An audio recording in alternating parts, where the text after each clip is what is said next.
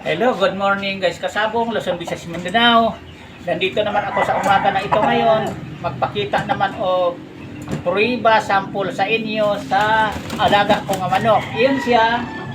Process lang din yan ng sweeter grey. Ang nanay niya yung sweeter ko at saka yung ama niya yung Grace Talisay. Yan, tinawag ko na yan o sweeter grey na linyada. Bago ko ipagpatuloy ang ating nating manok ngayon dito sa aking channel, sa aking YouTube, Kalyaw Kasabong TV, magpasalamat muna ako sa inyong lahat, sa aking mga subscriber, sa lalo-lalo na sa nag-follow at saka sa aking mga followers. Thank you sa inyong lahat, sa mga viewers. Ito siya yung process ko ng lemon sweeter. Ang nanay nito, yung babae, ang ama nito, yung Hats Grey. Ito na siyang lumalabas, kasabong. Yan, sakto sa height. Yan, tingnan nyo naman sa paa. Dikit ang sipit-sipitan, buo ang katawan. Ano to? Pang-5 to na lalaki dahil 6 lang ang isa sa itlog ng lemon sweeter ko nga babae na yun dahil kukunti lang mang itlog. Sa 5 lalaki, 4 sa totoong buhay sa kasaksi sa mga labanan nito sa mga dito sa Bungan Cockpit. Sa ang isang kapatid nito nanalo diyan sa Mandaluyong Cockpit, nanalo sa San Juan. Kaya lang pala mga kasabong, maibigay ko tip sa inyo, ang Mandaluyong ngayon online na. Di na katulad dati. Online na ang pustahan ngayon. Pero pwede pa rin maglaban ng manok. Ako nagkondisyon na ako. Pwede may pa-premyo na rin. Kailang online na ang tayaan. Yan lang, may bigay kong tips sa inyo na mahilig magpunta dito sa Mandaluyong Cockpit. Ito siya, sa 5 pang-5 ito, sa 4 na kapatid nito talaga sa totoo. Ang kapatid nito, 3 talisay, nanalo, unang laban pa lang, istagan. Kaya lang, yung 3 na yung talisay, nag-race patay. Pero nakapanalog tag-isa sa istagan ng kapatid nito. Tapos ang may isa palang kulay sa kapatid na pang-4, pula. Nanalo din, kaya lang, grabe din pagkabalda. Hindi na mapakinabangan. Ito naman siya, pang-5, na nanalo na itong isang bisis. Ito ang magandang ginawang nanalo siya dahil siniswerte ito sa 5 magkapatid. 4 tari lang ang natamo niyang sugat, daliri lang. Kaya ito siya, kinokondisyon ko na rin para nga gagamitin ko sa December kasi mahilig ako sa industriya sa sabong. May entry ako, sarili kong manok gagamitin ko. Pagpilian ko, ito isa na to gagamitin ko, pagpilian ko yung mga pula ko doon at saka bulik. Kasi marami naman itong tag-11 months ko nga mga pang-personal ko, mga panglaban. Simple lang pagmumukha. O tingnan nyo naman kayong mga baguhang manonood sa akin, mga followers ko, subscribers. Wala sa pagmumukha ang manok. Sa totoo lang. Na linyada talagang magpatikim sa atin may-ari ng panalo o ng laban. Yan ang history nito sa process ko ng Grace at saka lemon sweeter. Talagang nagdaan og panalo sa 5 magkapatid. Pero ang pinagalingan talaga nito sa ano kasi yung manok ko talaga na Grace nga talisay. Talagang 3 times winner ang mga ama nito. Yan ang totoo. Kaya ang sinasabi ko sa inyo, kayong mga baguhan pa lang, ulit-ulitin ko talaga to sa inyo, parang hindi kayo puro talo. Kailangan ang pagsusugal nyo. Kaya tayo naman magsasabong, may talo naman talaga tayo. Kasi sugal, pero hindi pwedeng lagi na lang tayong talo. Kailangan makatikim naman din tayo ng panalo. Kung maaari, ang mamanokin natin na linyada yung matalo man tayo, pero sa bilangan sa paglaban na sa magkakapatid na manok nyo nga linyada nga, lamang sa panalo kaysa talo. Kaya yung sinasabi ko sa inyo, halimbawa, gaya dito, 5 silang magkapatid, isang babae lang, nang lusot lahat sila, kailang patay yung 4, ito lang ang buhay. Kaya hindi na ako lugi sa pagmamanok ko. Yan totoo kasabo kung kwintadahin.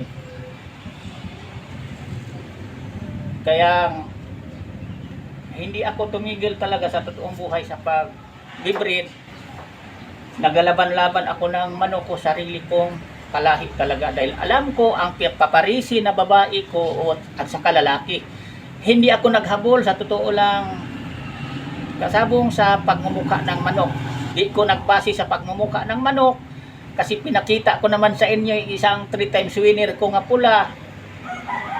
Mga 4 o wingban ang tinatalo noon, mga quality. Pero siya simple lang pagmumukha. Kung sa kusturahay sa manok, paglapag pa lang hindi pa nabitawan, talagang parang talo na sa hitsurahay pa lang sa manok ang manok ko. Pero noong binitawan na, bakit hindi nagpakapurma ang mga double wingban noon? Kaya hindi natin masasabi sa pagmukha ng manok kasi may manok din akong gwapong-gwapo. Magaling sa bitaw talaga. Kaya naranasan ko na, gwapong-gwapo. Ang ganda ng hitsura sa mukha, sa tuka. Ang ganda ng mga pormahan dito sa pangatawan niya, sa balahibo. Pero nung nilaban ko, hindi nga nakasugat sa kalaban. Hindi niya nagamit ang kagalingan niya. Yan totoo kasabong dahil tinawag og sabong. Yung manok na yun, hindi talaga manalo dahil una pa lang salpukan, pinilayan na kaagad sa tarian, hindi na nagamit ang kagalingan niya, yan totoo. Kaya huwag nating basihan sa pagmukha ang manok kasi hindi lahat na manok natin, kahit ano kadami ang manok natin, hindi lahat-lahat yan nag-uwi ng mga panalo. Mayroon ding manok niya na ilalaban natin na talagang mag-uwi tayo nga talunan. Ako, aminado ako niyan kasabong dahil totoo ako magsasabong sa mga baguhan pa lang walang makaalam. Unang paglaban-laban ng manok, nagpanalo ka pa ngayon. Pero di mo alam, bandang huli, kapag hindi ka marunong yan, pagganti ng panahon na ikaw naman sa talo, kung di ka marunong, baka magaya ka ng iba, biglang titigil sa pagsasabong, paglalaban-laban ng manok. Nangyayari yan sa kaibigan kong taga Montalban. Binabangga niya ang mga nagmamanok doong mga tigasing politik mga manok para daw makilala siya. O anong nangyari sa kanya? Nung una nagpanalo siya, bandang huli, kasi baguhan lang siya sa sabong, ginantihan siya ngayon na sunod-sunod yan talo. Biglang tumigil hanggang ngayon, hindi na nag-alagang manok. Yan, buhay lang nasa amin sa Montalban. Di ko lang banggitin ang pangalan ng tao na yon dahil bawal tayong ng pangalan ng tao dito sa social media. Banggit ng pangalan. Kaya ituturo ko sa inyo magsasabong dito sa aking channel na di tayo masyado nga magpaniwala sa sinasabi nga ulit-ulitin ko sa inyo nga wala silang laglag, walang talong linyada na manok. Okay lang siguro yan, sarili niyang opinion. Pero para sa akin na naglaki akong Negrosano, nagmamanok, ang aking angkang mga pamilya, pinagalingan ko, pati ako, tumanda na ako dito sa industriya sa sabong, pag bibreed ng manok, kasi ako nagbibreed ako ng mga manok talaga, di ko namili o panglaban, sarili ko talagang palahi ang ilalaban ko. Di ko pa naranasan yung sinasabi nga, wala akong laglag, wala akong talo. Naranasan ko talagang talong-talo, panalong-panalo. Yan ang totoo kasabong. Kaya ang pagmamanok, lalo kay mga baguhan pa lang, kahit anong kulay, basta lahing linyadang nagpanalo at saka kayo, nasa inyo yan kung anong gusto ninyo na kulay. Kasi ulitin ko sa inyo, ang pagmamanok parang damit natin yan. Parang short o pantalon. Sa kadaming nakadisipi sa tindahan, namimili tayo ng gustong kulay natin kasi bawat isa katao may ginugusto na damit na anong favorite natin na damit. Ganito din ang pagmamanok ko. Ang favorite kong kulay, ganitong kulay, talisay, gris at saka mga kulalang. At saka pangatlong manok ko lang yung bulik.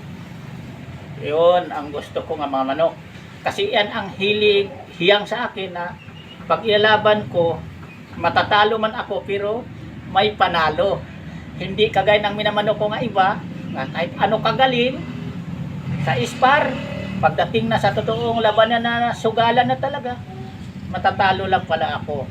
Ganun ang pagmamanok ko. Kasabong nagsasabi ko sa inyo ng totoo, kasi yung iba puro puri, tandaan nyo, quality, ang gandang manok, walang pintas, imported,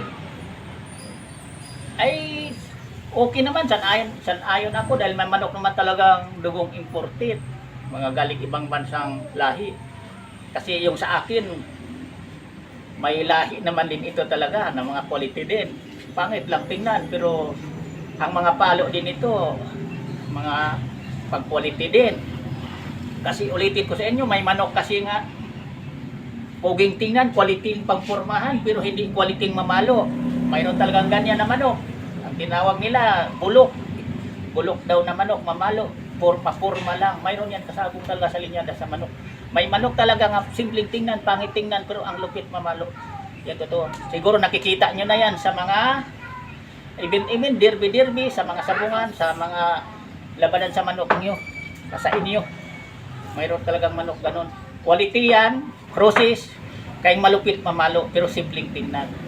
May manok din na puging-pugi, forma lang, parang abaniko ang buntot, pero palakad-lakad lang, pailag-ilag lang ang palo. Yan totoo sabong. Kaya nasa inyo na yan ang pagmamanok natin, importante ang pag-alaga, ang pagparis-paris, quality tayong mamili sa manok.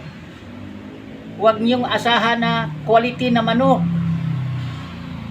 Kasi karamihan sa mga manok ngayon, sabihin quality, pero process ang pinaka-importante, quality ang pagpili natin sa linyada na paris-parisin natin. Parang ang kalabasan yan sa mga anak, lamang tayo sa panalo kaysa talo. Hanggang dito muna ako kasabong, sana may matutunan kayo dito ngayon sa aking i-upload na video sa aking YouTube Kalyaw Kasabong TV. Maraming salamat talaga sa pagbigay niyo support sa akin. Thank you. At saka ang masasabi ko lang sa inyo, basta tayo nga totoo nga sabongiro,